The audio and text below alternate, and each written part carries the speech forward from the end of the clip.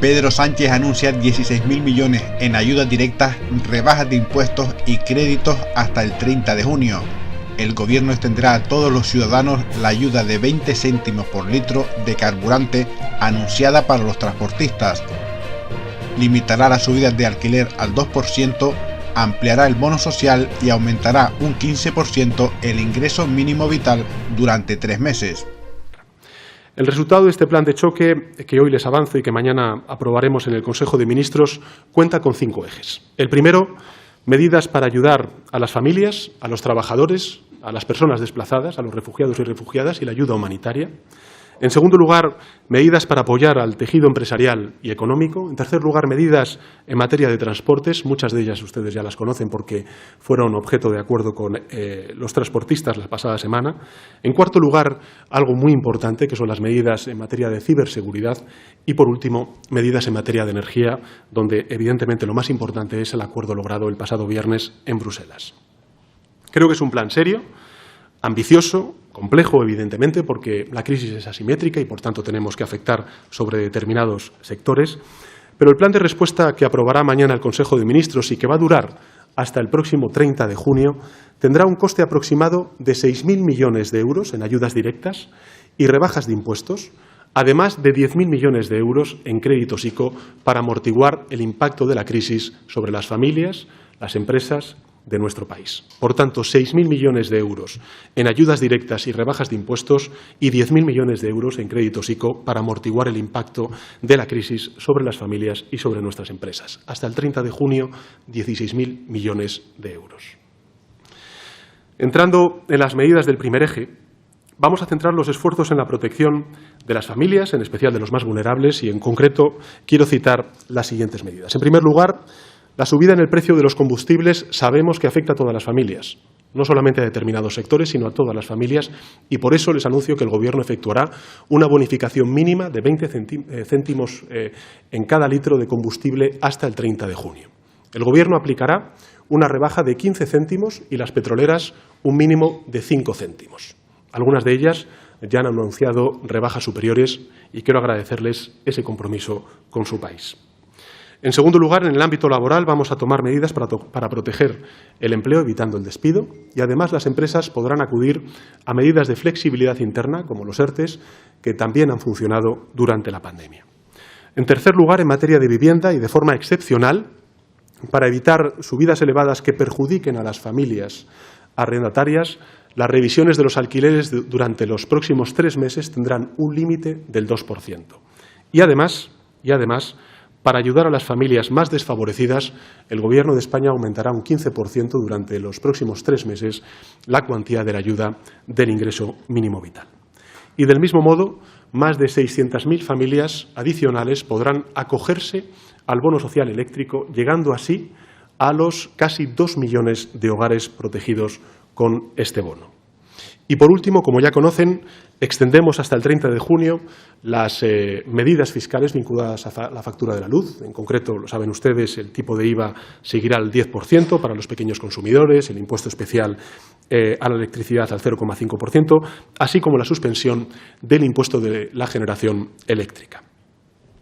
El siguiente eje son las propuestas, son las medidas para apoyar al tejido económico y empresarial. Como les he dicho antes, el Gobierno va a aprobar una nueva línea de avales de crédito ICO por 10.000 millones de euros para cubrir necesidades de liquidez provocadas por el aumento temporal del coste de la energía y de los combustibles. Y se extenderá el plazo de vencimiento de los préstamos avalados por el ICO y el plazo de carencia para los sectores más afectados. Y también vamos a aprobar un importante paquete de ayudas valorado en torno a 362 millones de euros para el sector de la agricultura y la ganadería y unos 68 millones de euros para el sector de la pesca y la acuicultura. Y en relación con la industria gran consumidora de energía, muy importante en nuestro país, vamos a incrementar el volumen de recursos para compensar los peajes en un 80% y para alcanzar el máximo en la compensación del CO2, también vamos a reforzar las ayudas directas al sector, lo que va a suponer un paquete específico para este sector de en torno a 500 millones de euros. Y además, el plan de respuesta contiene otras ayudas y medidas adicionales específicas para el sector industrial, el sector exportador y el sector de la cultura, que mañana en el Consejo de Ministros explicitaremos. Paso a continuación a desarrollar las medidas en materia de transporte. Medidas, como saben, acordadas con las principales asociaciones del sector, que van a suponer una inyección de más de 1.000 millones de euros en este sector. En primer lugar, lo que hacemos es que el sector sea el principal beneficiario de esa rebaja mínima de 20 céntimos de euro por litro o kilo de combustible.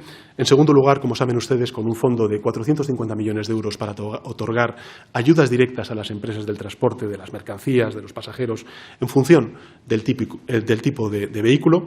Para que se hagan ustedes una idea, la cuantía será de 1.250 euros por camión, 900 euros por autobús, 500 euros por furgoneta, 300 euros por vehículo ligero, es decir, taxis, VTCs, ambulancias.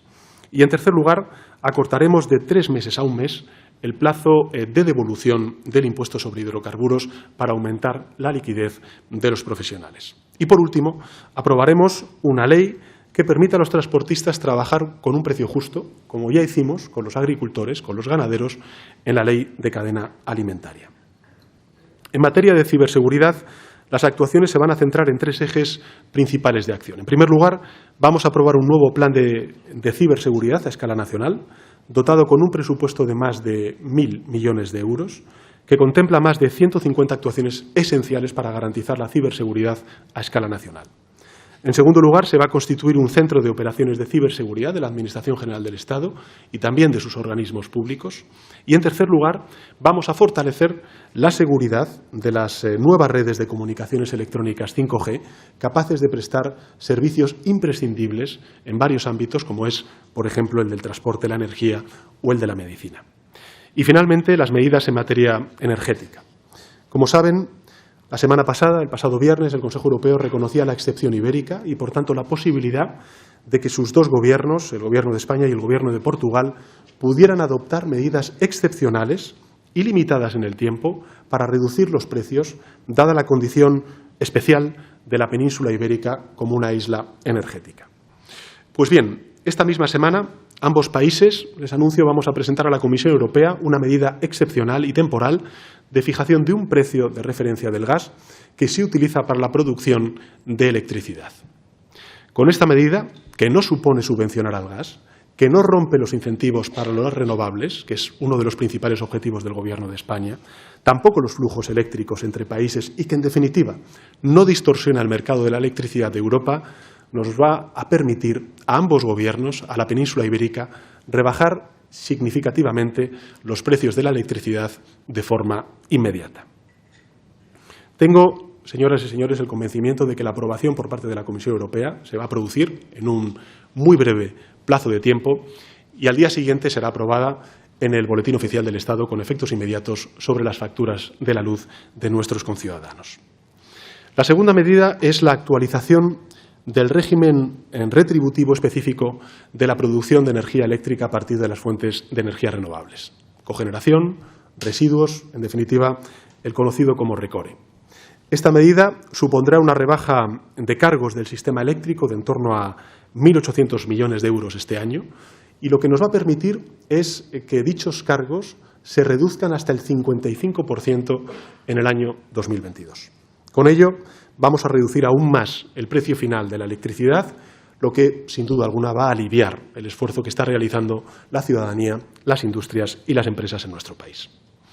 En tercer lugar, se va a extender hasta el 30 de junio el mecanismo que debe reducir el exceso de beneficios en el mercado eléctrico causado por el elevado precio de cotización del gas natural en los mercados internacionales, con ciertas modificaciones para reforzar su eficacia y adaptarlo, mejor dicho, a las directrices europeas.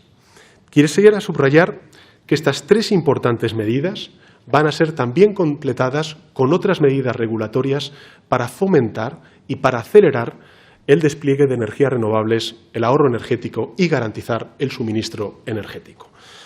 Nunca como ahora somos tan conscientes de que la autonomía energética se basa sobre todo en esa, triple alianza entre el despliegue de energías renovables, el ahorro energético y la eficiencia energética. En definitiva, señoras y señores, el plan de choque de respuesta a la guerra son un conjunto de medidas que van a servir para proteger a los sectores, a los ciudadanos más afectados, para repartir de forma justa los efectos de la guerra y para preservar al máximo la senda de crecimiento y de creación de empleo que habíamos iniciado ya hace meses. En poco más de 2 años, señoras y señores, España, como también Europa, ha sido golpeada por la peor calamidad sanitaria mundial registrada en el último siglo, por varios desastres, en nuestro caso, naturales, que incluyen hasta incluso una erupción volcán en la isla de La Palma, y ahora por una guerra a las puertas de Europa.